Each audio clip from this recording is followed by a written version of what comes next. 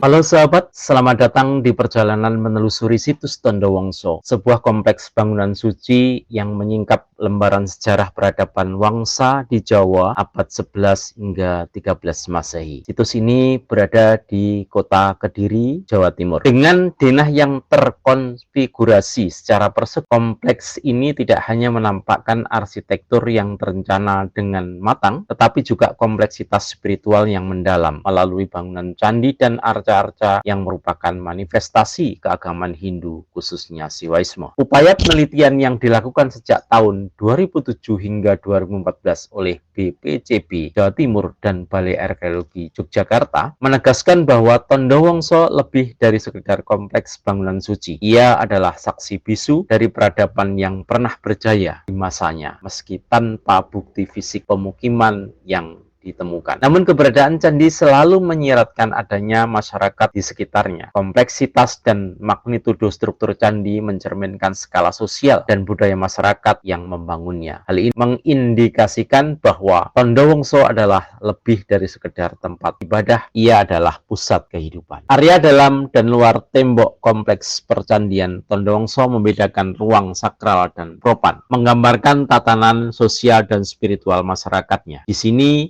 upacara dan persembahan sesaji bukan sekedar ritual, melainkan ungkapan kehidupan sehari-hari yang erat kaitannya dengan keberadaan mereka. Kehidupan di Tondowongso tidak terlepas dari aspek ekonomi. Lokasinya yang strategis, dekat aliran sungai Kali Candi dan Kali Carincing, serta Gunung Gelut, menunjukkan bahwa mereka memiliki sistem ekonomi yang berbasis pada pertanian, perdagangan, dan bahkan transportasi air. Situs Tondowongso dengan semua kompleksitas dan misterinya memberikan kita gambaran tentang sebuah masyarakat yang maju dengan organisasi keagamaan dan sipil yang terstruktur serta kehidupan ekonomi yang dinamis. Semua itu terjalin dalam harmoni dengan alam dan kekayaan mereka. Melalui peninggalan-peninggalan ini, Tondowongso bukan hanya menyimpan rahasia masa lalu, tapi juga mengajarkan kepada kita tentang lanjutan keharmonisan dan kedalaman spiritual yang dapat menginspirasi generasi masa kini dan generasi di masa mendatang. Terima kasih kawan telah menemani kami dalam eksplorasi situs Tondowongso ini, sebuah perjalanan melalui waktu yang mengungkap cerita keagungan peradaban Jawa kuno. Terima kasih telah sudi menemani kami dalam eksplorasi situs Tondowongso ini, sebuah perjalanan melalui waktu yang mengungkap cerita keagungan peradaban di Jawa kuno. Kawan, ayo kita simak paparan dari Pak Dwi Cahyono. Beliau adalah seorang arkeologi, seorang sejarawan, dan seorang penulis, juga peneliti peradaban-peradaban Jawa khususnya untuk keberlanjutan pada generasi yang akan datang. Yuk kita simak keterangan dan penjelasan dari Pak Dwi Cahyono tentang situs Tondowongso berikut. Saya akan membicarakan pertama mengenai namanya ya.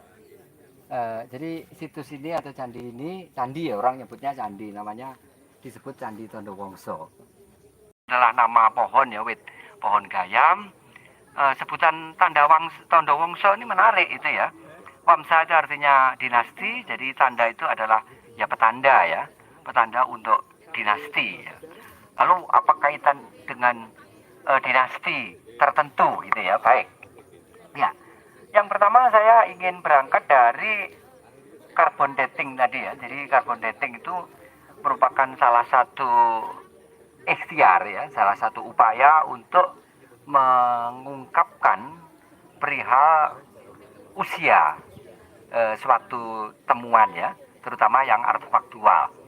Nah, ini adalah ikhtiar untuk mengungkapkan waktu, tapi waktu yang relatif ya. Jadi kalau kita ngomong dating ya, waktu itu ada dua macam, ada yang disebut dengan absolute dating dan relative dating. Nah, atau teknik untuk menentukan waktu berdasarkan analisis, misalnya analisis karbon, ini masuk apa yang kita sebut sebagai relative dating. Jadi tarikh relatif ya, tarikh relatif. Nah, beda dengan waktu yang disebut secara rinci ya dan absolut ya, tegas pasti. Itu misalnya seperti di prasasti gitu ya. Seperti adan-adan itu absolute datingnya bisa kita dapati paling tidak dari prasasti adan-adan itu ya. Nah, selebihnya nanti kita bandingkan dengan tinggalan-tinggalan yang ada artefaktualnya. Nah, di sini kita belum mendapatkan ya tinggalan tekstual yang di dalamnya menyebut tentang angka tahun misalnya, atau lebih rinci lagi ya tanggal, bulan dan seterusnya. Karena itu salah satu cara untuk menentukan usianya adalah dengan menggunakan analisis karbon ya, analisis karbon gitu ya. Nah, apakah memang dari abad itu ya, perakiraan sekitar abad-abad 9? Salah satu indikator yang lain dari artefaktual itu adalah pada batanya. Nah, candi ini, situs ini dominan menggunakan bahan bata ya. Memang ada kita dapati beberapa batu, tapi tidak dominan. Yang dominan justru bata. Nah, apakah ini dari era Majapahit? Jangan tergesa begitu ya. Bukan berarti bahwa bata itu adalah bahan yang baru hadir sebagai bahan untuk membuat arsitektur dari era Majapahit, enggak ya. Itu batu jaya yang notabene itu dari kurang lebih di era-era Taruma itu ya dari bata. Yang ada di Sumatera sampai di Kedah, saya pernah ke Lembah Bujang di Kedah itu ketika masih bujang dulu ya, ya gitu ya. Kalau sekarang saya tidak berani ke sana. Nah, itu juga dari bata. Begitu juga yang ditemukan di Sumatera, di Muara Jambi, di Muara Takus dan seterusnya dari bata. Nah, ya baik. Nah, apa yang kita lihat sekarang, kita lihat sekarang itu hanya fragmen-fragmen saja. Jadi tinggalan-tinggalan yang tidak utuh lagi. Tapi kita mendapatkan paling tidak bagian yang berkenaan dengan gapura dan pagar. Jadi Mas Eko betul yang dikatakan. Kembali ke artefaktual ya. Kalau tadi saya mencoba bawa meteran untuk mengukur ketebalan bata. Ketebalan bata itu bisa dari 9 ke atas. 9 bisa 10. Nah, umumnya tinggalan-tinggalan yang berasal dari abad ke 10 atau 9 itu batanya yaitu antara 9, 10 bahkan sampai bisa 11. Nah, saya nemukan di beberapa ini tebalannya sampai sekitar 9 atau lebih ya. Mungkin ada yang mungkin sampai 11 ya. Ini juga tebal gitu ya. Oleh karena itu perakiraan dari abad-abad ke 9 atau 10 yang kita tahu bahwa antara 9 10 itu merupakan era transisi ya.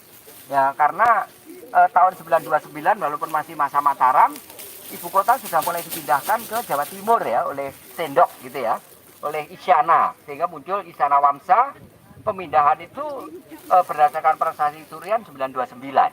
Nah, yang menjadi pertanyaan, apakah situs ini juga sekaligus menjadi petanda mengenai adanya Wamsa baru, dinasti baru ya. Ya, dinasti baru itu adalah Mataram, masih Mataram. Tapi dinastinya tidak Selendra Wamsa tetapi sudah Isyana Wamsa, sehingga kemudian muncul sebutan Tondo Wongso, petanda tentang adanya Wamsa baru. Nah, Wamsa baru itu apa? Kalau itu Sri Isyana, maka ini berarti di era-era Sendok. Jadi abad 10-nya kan 10 awal. Ya, ya itu 929 lah, kurang lebih demikian. Nah, apakah ini merupakan satu kompleks candi? Kita belum bisa mengidentifikasikan secara pasti, tapi yang kita dapati antara lain adalah unsur yang berupa gapura. Ini jelas bahwa gapura ini adalah bagian bawah, bagian batur dan kaki dari gapura Paduraksa. Tubuh dan atapnya sudah runtuh. Nah, kemudian pagar, itu kita dapati di sebelah sana juga ada pagar. Nah, apa yang ada di dalam ini yang belum bisa secara definitif kita identifikasikan. Apakah ada suatu bangunan, ada bangunan candi utama dengan candi-candi perwara, ataukah yang di kemungkinan yang dikemukakan oleh Mas Eko atau peneliti sebelumnya ini adalah suatu mandala, ya, satu mandala yang bukan merupakan tempat kegiatan upacara keagamaan untuk memuja dewata, tapi lebih berkenaan dengan kegiatan pembelajaran keagamaan, yaitu semacam mandala Kadewa Guruan. Jika demikian, maka berarti ada tempat kegiatan pembelajaran keagamaan di tempat ini. Tapi sekali lagi itu belum fix ya, karena ekskavasi ini belum selesai ya, sehingga kita tidak bisa mengidentifikasikan secara detail tinggalan-tinggalan yang ada di sini. Tapi paling tidak dengan adanya temuan situs Tondo Wongso yang indikasinya ini adalah situs yang berlatar belakangkan Hindu sekte Siwa, ini juga seperti keagamaan yang berkembang di era Sendok, ini lebih menambah data Kediri, bahwa Kediri tidak hanya mulai ada di era pemerintahan kerajaan Kediri, tapi bisa saja sudah mulai ada sejak era sebelumnya. Mungkin era Tulodong